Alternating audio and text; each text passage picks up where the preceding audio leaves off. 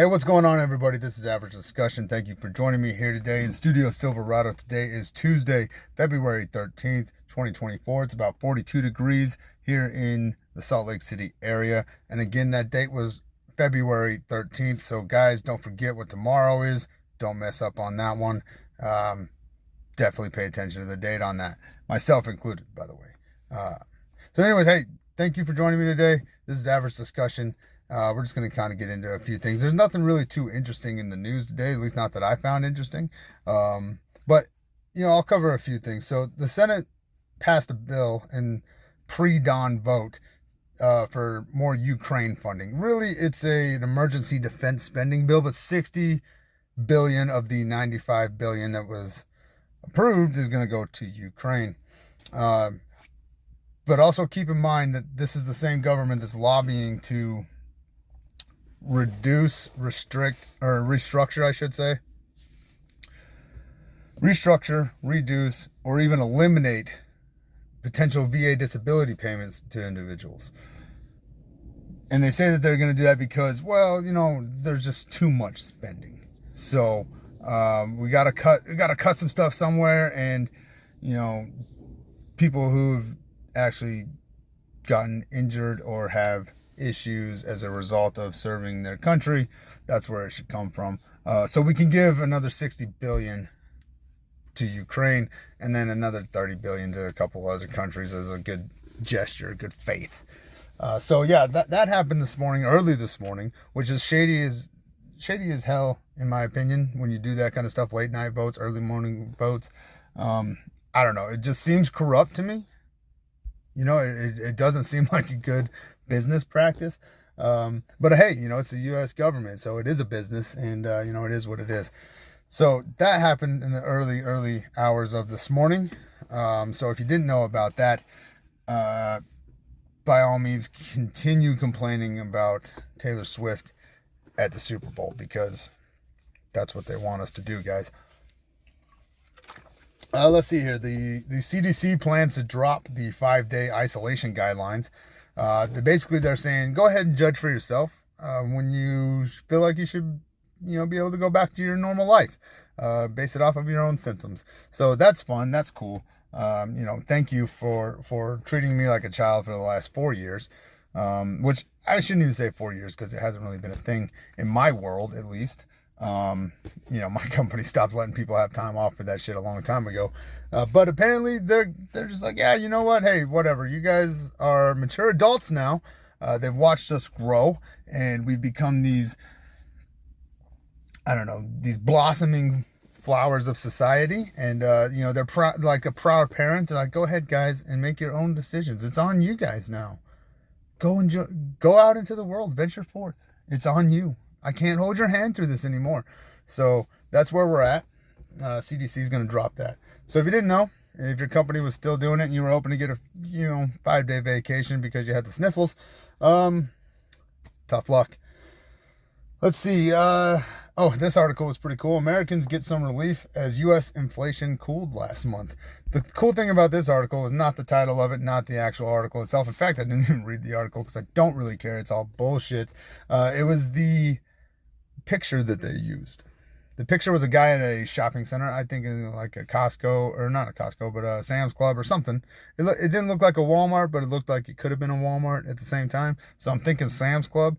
But either way, it's this guy pushing a shopping cart, and he's right by a bunch of TVs that are on sale. So inflation is down, guys. Go buy a new TV, Get out and spend that money. Boost that economy, guys, because inflation is down. And, you may not feel it on your wallet when you go to get groceries, but trust us, it's down. All right, you guys are big adults now. Decide for yourself when you're no longer, need to isolate because you're sick, and then go buy some TVs so that you can watch them when you are sick, and then you can get back into the workforce. But don't forget to drive less, because we want to produce less carbon dioxide, and but still go pay your taxes and work and pay for your living. But inflation has cooled down, guys. And then the last article that I think I'm going to talk about was Houston megachurch shooter had a history of mental illness. Yeah, no shit. He shot up a fucking church. Like, normal people don't just do that. You know what I'm saying? Like, why is this even...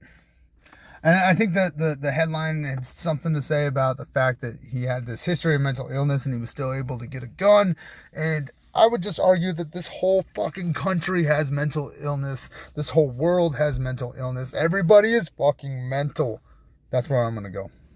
So, no shit, he had mental problems. He shot up an entire church, guys. Like, come on. Here we are doing our yoga thing again, stretching for articles. That's why I just covered it pretty quick. It was pretty lame. Not gonna lie. So listen, but there's no hope for the future, guys, because apparently, according to science, dinosaur farts were once the largest contributing factors to climate change 250 million years ago. So with that in mind, right? With that in mind, we are doomed. We are doomed. I mean, I don't know why the dinosaurs didn't institute legislation to reduce farting. It's their own fault. It's their own fault, guys. And they really just destroyed the planet by farting. So that brought me to my next topic of conversation. How much feces does a human produce in a year? Well, if you couldn't tell by the amount of dumb shit in the world right now, the average human being produces about 320 pounds of poop every year. Yeah, let that resonate. So on top of all the shit that they're spewing out their mouths, global warming is contributed to the hot air coming out of all these politicians' heads, you know what I mean? So every time they talk, the temperature increases by about 2 degrees. But yeah, 320 pounds of poop. I wonder if, I should have looked this up. I'm not going to do it now because I don't want to mess up my recording, but I wonder if, like, the amount that you weigh as a human being affects the amount that you poop. If anybody knows that, please reach out to me and let me know. So again, as human beings, we produce about 320 pounds of fecal matter every year. What does that equate to? Well, there's a price tag on it, guys. And it's about $9.5 billion is how much poop can be worth. $9.5 billion. So this is out of the Time magazine from, I didn't get the date on my screenshot. Sorry, guys. But this is out of Time magazine.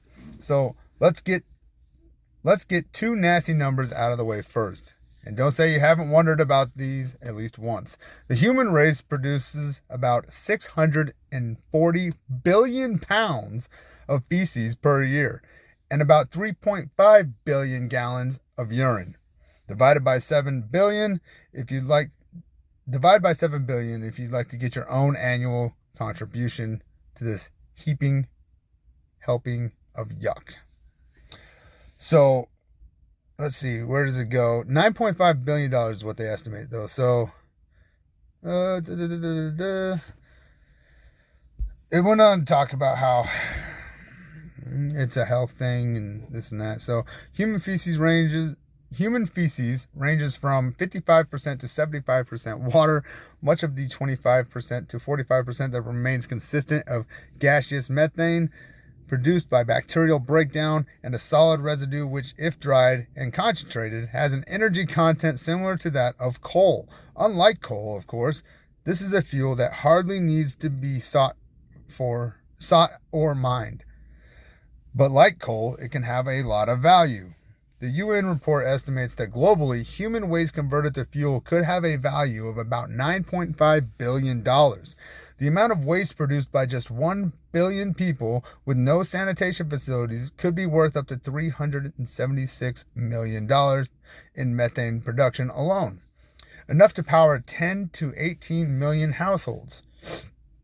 The compressed solid residue would produce the equivalent of up to 8.5 million tons of charcoal for industrial use. When it comes to creating misery and poverty, human waste mismanagement has few rivals, said Zafar Adil, the director of the UN group, in a statement accompanying the report. If we can demonstrate a simple, cost-effective new approach, we can enhance development, protect the environment, and help reduce sanitation problems causing 1/10 of all world illnesses. So, not only going to be used as an energy source, we could also potentially help people from a healthcare perspective. But again, I believe that we have to burn this. I could be wrong. Maybe there's other things in play here, but check this out, right? The energy generating part of this equation involves solid waste only, but all that urine humans produce every year has a role too. According to a Swedish study, every 1,000 liters, 264 gallons of urine contains about 600 grams or 0.66 pounds. I think it's, grams. I don't know. A piece of phosphorus and potassium and 900 grams or 1 pound of sulfur. Combining both solid and liquid waste, a single human produces 4.5 kilograms, 9.9 pounds of nitrogen per year. According to the World Health Organization, all of this could be recycled as nutrients for crops, increasing yields and helping bring down both poverty and hunger. So, on top of us being able to literally solve world hunger with hot dogs, in my opinion, because they're super cheap, and you can buy like 24 of them for like, what, $3 or something like that? I'm just saying, just drop off a bunch of hot dogs to all these starving people. It's not the best food. I'm not going to say that it's good quality food, but you're not going to go hungry. So on top of that, we could just really increase our crop yield, apparently, by just shitting and pissing everywhere. So that's cool. It makes me a little frustrated, for all the times people like look at me crazy when I'm just peeing out in the outdoors.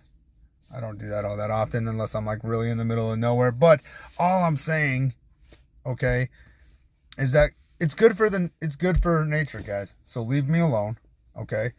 That's where I think those homeless people in, I think it was Portland, or maybe it was in San Francisco, I can't remember. But I think that's where they went wrong. They were shitting in the streets. Yeah, you got to shit on the plants, guys. You got to shit on the plants. I guess you can't read when you're. Nah, I won't say that. That's rude. Never mind. But yeah, so apparently, if you didn't know, all that poop, 320 pounds worth, it can be used. We could literally eliminate all the problems.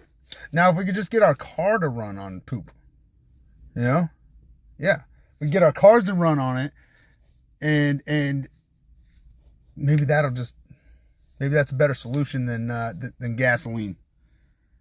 I'm sure it'll smell great as well.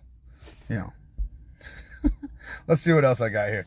So the dino-killing asteroid is still the leading theory for their demise, but their farts, which this study found amounted to 520 million metric tons a year and 2,675 liters a day, were a key factor in the warm climate 150 million years ago, according to a BBC report.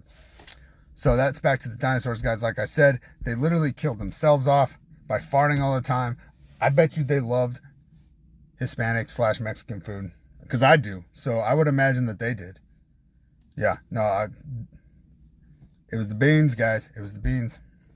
That chile verde. You know what I mean? It really just got them. So there's nothing we can do, clearly. Our natural way of processing things, our natural problems are just going to, if it's not the cars, guys, or the cement, or the pumping the water out of the ground, it's just going to be our gas. Yeah. So eat less onions, drink less soda, no more farting, burping. I don't know if burps are the same, but either way, I'm going to put them in the same category, okay? Because that's what's going down here. So we are screwed. There's no hope. There's no reason, absolutely zero reason to try to be productive. Let's just call it a wrap, guys, and let's just party it out till it all burns to shit. You know what I mean? No pun intended. So, but check this out, though. I'd never heard of this until today, so I'm going to assume most people haven't, but there's a new pox out there, like chicken pox and stuff, right? And it's called Alaska pox. Yeah, so the first known fatal case of this happened recently. Health officials in Alaska have identified the first known death linked to a recently discovered virus called Alaska pox. Since its discovery in 2015, 7 Alaska pox infections have been reported, according to the State Department of Health. The most recent case was identified in an elderly man who died last month. Now, it does go on to say that this is the first case of severe Alaska pox infection resulting in hospitalization and death. But the man had a weakened immune system because of a cancer treatment, which probably contributed to the severity of his illness. Now, they say that people get this, but it's usually very, very mild, minor situations. But, however, here's what I will say. If you listen to my show, timing is everything. So, one article. CDC says, yeah, you guys are adults now. Go decide for yourself when you should go back out in the public. And then the next, it wasn't the next article. It was just in the news, right? Is about this new Alaska pox that nobody's ever heard of, at least not on the main level. I'm sure people have heard of it, but I've never heard of it until today. So that leads me to believe that there's probably a plethora of people out there that have never heard of this. Coincidental timing. I'm telling you, this is going to get bigger. It'll mutate into something else, though. Alaska pox, it doesn't sound as marketable as COVID-19. So, I'm sure they're going to pinpoint a different one, but because monkeypox never really took off. They really wanted that one, I think. But that kind of fell to the wayside. And now we got Alaska pox. It's a little less, demeaning, I guess. But yeah. CDC says you're grown adults. This is like, yeah, but you got Alaska pox. So what is Alaska pox? Well, it was discovered only recently. But McLaughlin, whoever they're talking to in the article, says the virus is endemic in small mammal populations in Alaska, regularly infecting red-backed voles and shrews, as well as other rodents like red squirrels. The virus belongs to the orthopoxvirus genus, which also includes better-known viruses such as smallpox and mpox. Oh, there's the connection. Often infect mammals and cause skin lesions. McLaughlin notes that Alaska pox is an old world virus typically found in Africa, Asia, and Europe. Now, that old world virus thing is very interesting to me because if you listen to some of my other episodes, I talked about how it's just super coincidental that there was this virus that swept across the nation, impacting areas that were having historic rebellious activities in terms of their, the way they felt about their governments. And that population just happened to have a higher than normal, let's put it that way, level of potential Neanderthal DNA ancestry, right?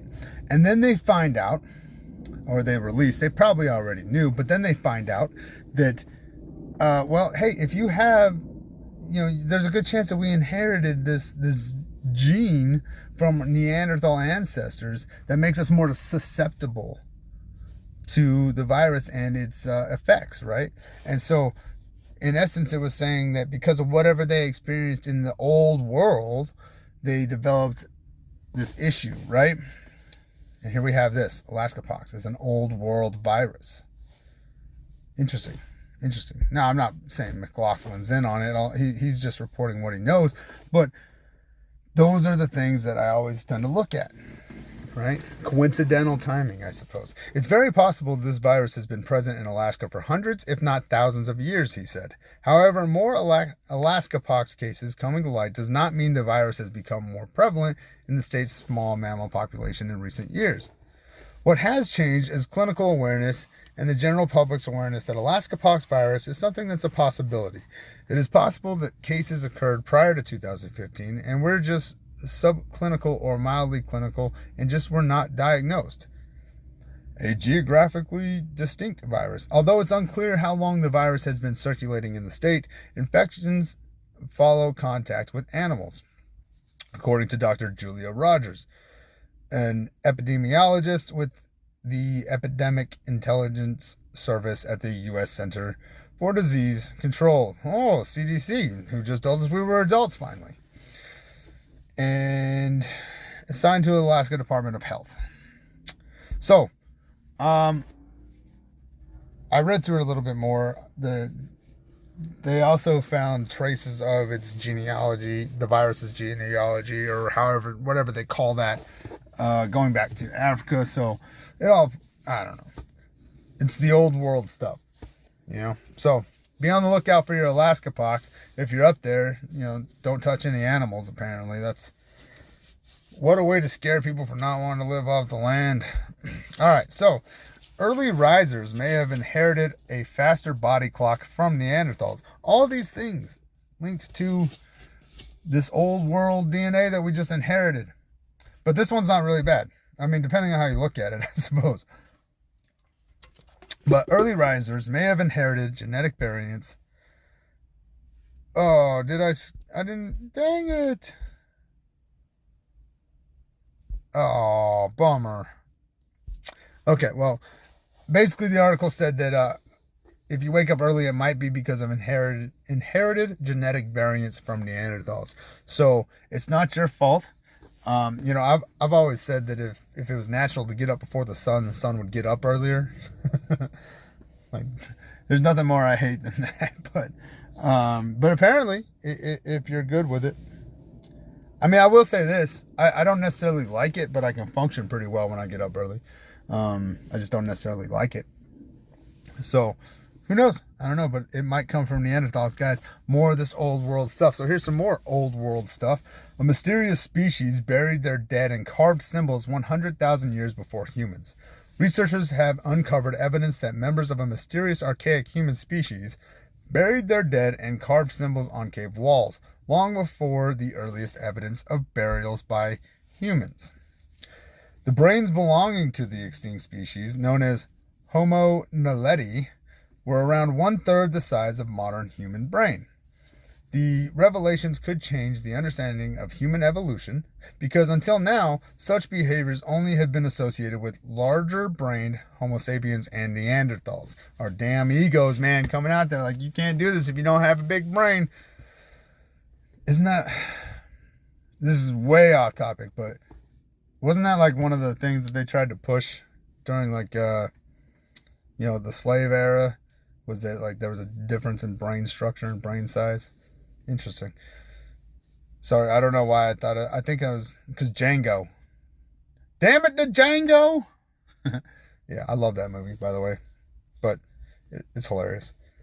Yeah, I think that's what they would try to say, right? Yeah, so back to our egos. Well, you don't have a big brain, so you couldn't do that. The findings are detailed in 3 studies that have been accepted for publication in journal eLife. The preprints of the paper are available on bioRxiv. Yeah, whatever that means. Anyways, fossils belonging to Homo naledi were first discovered in the Rising Star Cave system in South Africa during excavations in 2013. The cave system is part of South Africa's Cradle of Humankind, a UNESCO World Heritage Site encompassing an area where scientists have found fossils of multiple ancient human ancestor species. Remains that are helping to unlock the story of human evolution. Paleoanthropologist. Oh my gosh. Yeah. This guy, or gal, National Geographic Explorer in residence, Dr. Lee Berger, and his team of underground astronauts, that's in quotations, I love that phrase, like, wow, have continued their work in the extensive dangerous caves to better understand the extinct hominins, or ancient human ancestors. Now the research team has discovered the remains of Homo naledi, adults and children that were laid to rest in the fetal position within cave depressions and covered with soil. The burials are older than any known Homo sapien burials by at least 100,000 years. And then, of course, they do the reconstruction image. They show it, and of course, it's the sunken-in face. Really, really, really just emphasizing those ape-like features. Yeah.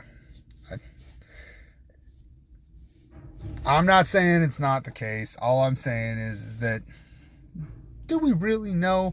During the work to identify the cave burials, the scientists also found a number of symbols engraved on the cave walls, which are estimated to be between 241,000 and 335,000 years old. But they want to continue their testing for more precise dating. The symbols include deeply carved hashtag-like cross hatchings and other geometric shapes.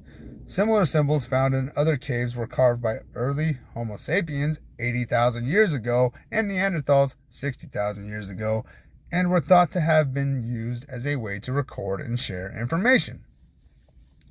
These recent findings suggest intentional burials, the use of symbols, and meaning-making activities by Homo naledi.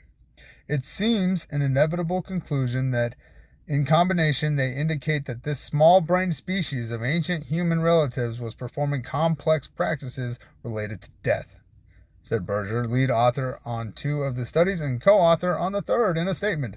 That would mean not only are humans not unique in the development of symbolic practices, but may not have even invented such behaviors. Way to break down that ego, guys. You ain't shit. The CDC says you're an adult, though. Crawling through caves, blah, blah, blah, blah. The team believes that Homo naledi, not Homo sapiens, are responsible for the carvings because there is no evidence that humans have ever been inside these caves. Homo naledi was able to see what they were doing inside the caves by using fire. This is pretty interesting, right? Because this is like, what, a couple 100,000 years ago, they're saying, right? So, very interesting. There's evidence spread throughout the caves, including soot, charcoal, and burnt bone, to show that they were actively setting fires, Berger said.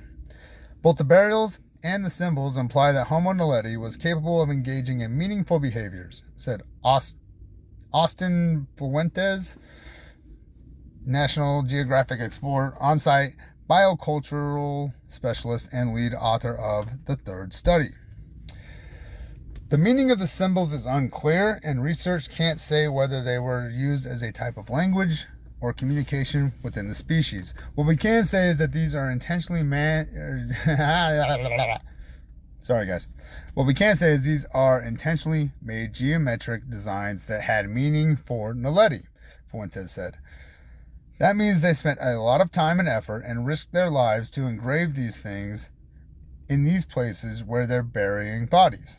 The naledi findings suggest that larger brains can't be the only connection with complex behavior that researchers once assumed related only to humans, Fuentes said. The challenge here, then, is that we now know that Homo naledi, in addition to Homo sapiens and Neanderthals and Denisovans, however you want to say it, and a few others, were engaging in the kind of behavior that we, even just a few decades ago, thought was unique to us, he said.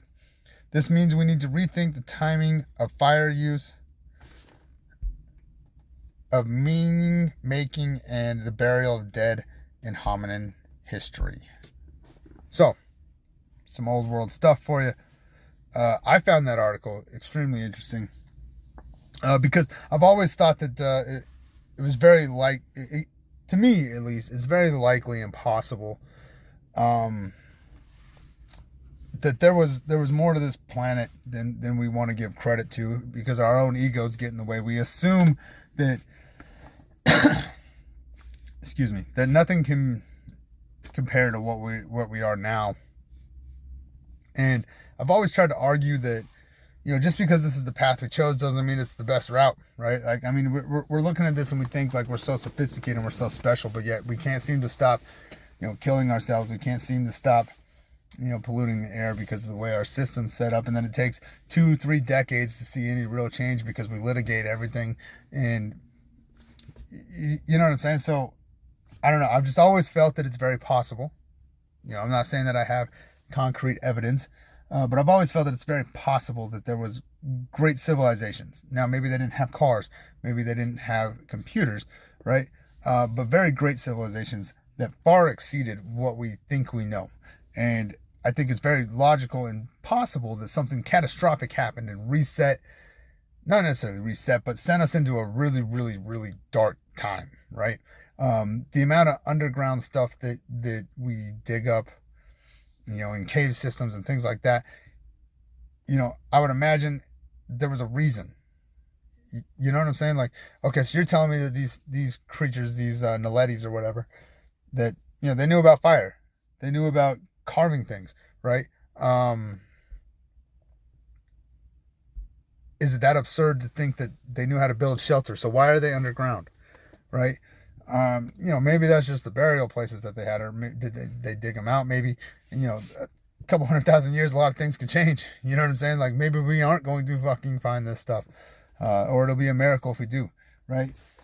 So I've always kind of felt that there was like a possibility that there was greater civilizations than we want to give credit for. That's why the reconstruction images, I'm not saying that they're wrong. I'm just saying they piss me off because I feel like it's just an assumption that they had to have this sunken in ape-like face. Maybe they didn't. Maybe they did. I don't know. Okay, but I think when we present that, we're using we're projecting our own ego by thinking that they were just simpletons. You know what I'm saying? And I really feel that there's a good possibility that there was more civilized creatures than we want to give credit to, and something catastrophic happened. I've always thought that if something happened right now, and let's say 80 to 90% of the world's population dies off as a result, right? And you've got 20% of the population left, scattered all around the planet. How long do you think it takes to lose all this knowledge that we have? I mean, I've said it 100 times. Like, I use a cell phone every day. I couldn't tell you how to build one. I know some of the components and what they're called and stuff, but I couldn't tell you how to manufacture that kind of stuff, right? And I've also always said, we live our lives right now, at least in this country and similar countries like ours, right, where we work, we go to a store, we have systems where we produce food for the whole and we sell it out and all those things, right? But when that collapses and your entire livelihood is based off of survival, you think you're going to be wasting your time teaching your kids about stocks and bonds? You think you're going to be wasting your time teaching them how to build a computer? Absolutely not. You're going to be teaching them how to build traps. You're going to teach them how to hunt. You're going to teach them how to farm, assuming you even know this stuff, right? So maybe you're going to be learning this stuff with them, and it's going to be really, really rough. And then it'll take 2 to 3 generations before your grandkids or your great-great-grandkids are like, hey, we could try this, we could do that, because it's a little bit more stable and innovation can happen, right? But in the immediate, you're not trying to teach your kids about this stuff. You know what you would do, though? You would sit around the campfire and you would tell stories. And you would tell stories about how you had these cars and there was helicopters and there was planes and you know what I'm saying? You had these devices that you could communicate instantaneously across the globe. Now you would tell all these stories, and those stories would then turn into myths as the generations went on. And then as record keeping became a thing again, somebody would write these down to try to remember what the old world used to be. And it would progress, and it would progress. Like, I really feel like there's a good possibility that happened. And so, potentially, articles like the one that I just ended on, right? In my opinion, potentially, that's kind of proof to it. Like, here we are saying that these things were less evolved than us, but yet did the same thing as our early ancestors. So why is that? You know what I mean? Like, the behaviors is what's important in my mind. So, I don't know. But yeah, again, there wasn't really anything too interesting in the news, guys, that I really wanted to talk about. It's more of the same shit. More of the same shit. Politics. Biden did this, Trump did that, blah, blah, blah, blah, blah. Nobody gives a fuck. At least I don't. I'm sick of hearing it. I don't like either one of them. I refuse to play the lesser two evils card in this. Yeah, no. I'm out of it. So you guys have fun. I'll just try my best to keep my head afloat in the system that you guys all fight for. Because whatever. I'll just leave that one alone. But again, nothing really interesting in the news in my opinion. It's a really nice day though. It's actually kind of hot. Like, I got the windows up, truck's off, you know what I mean? But it's fucking hot in here, man. I don't know, maybe that's just because I'm all hyped up, like I found these articles about the old world beings, you know what I mean? I'm telling you guys though, timing is everything. Timing is everything. Imagery is everything. Like the article about the inflation cooling down, and then the image that they show you is a store full of TVs and shit like that you don't need. Like, how many people really need another TV? Probably not that many. We want bigger ones. We want cooler looking ones or something like that, but we don't really need one, right? And that's literally the driving force of our economy. Is it's not that you necessarily need more of this shit. You just want a little bit better stuff. You know what I mean? I'm guilty of it too. I'm not trying to say that I'm like immune to this. You know, because it's how they get us, guys. Like, geez Louise. I catch myself looking at new cars, right? And I'm like, yeah, just trade in my truck for it. I don't really need one. I just want one, right? And I'm really trying to kind of break that habit. I wouldn't say that I do all that great at it, but breaking habits in me is a tough thing. So I don't know, but yeah. So I'll just go ahead and end it there because I'm kind of out of things to talk about, and I also don't want to keep you guys all day long. Yesterday I took about an hour of your time, so if you listen to that, thank you. I do appreciate you. In fact, I'm going to applaud you right now. Thank you. Thank you for supporting me. I really do appreciate it. Hey, as always, guys, you can find me on Facebook, facebook.com/average discussion. Instagram, average discussion, which that's where I'm probably more active these days, which is really weird because I never really cared for Instagram. But it does make it easy to make cool shit to promote yourself. So, yeah, I don't know. I'm using that a lot. So you can find me on Facebook, average discussion, Instagram, average discussion, on X, formerly known as Twitter, at AVG discussion. YouTube, the channel is average discussion. And, by all means, feel free to reach out to me. Comments, maybe some show ideas, even if you want me to talk about something. I'm all about it. If you want to join me on an episode, that would be pretty cool. So reach out to me, averagediscussion@gmail.com. That's where you can send all your bitches, gripes, complaints, death threats, all that, whatever you want to do. Send it to averagediscussion@gmail.com. Come straight to my phone. It's pretty much like a text message these days. It's just texting with extra steps is how I feel about email. Yeah. So as always, guys, thank you for listening. I hope you have a great day. Please take care of yourself. Please take care of each other. Until next time, I'm out.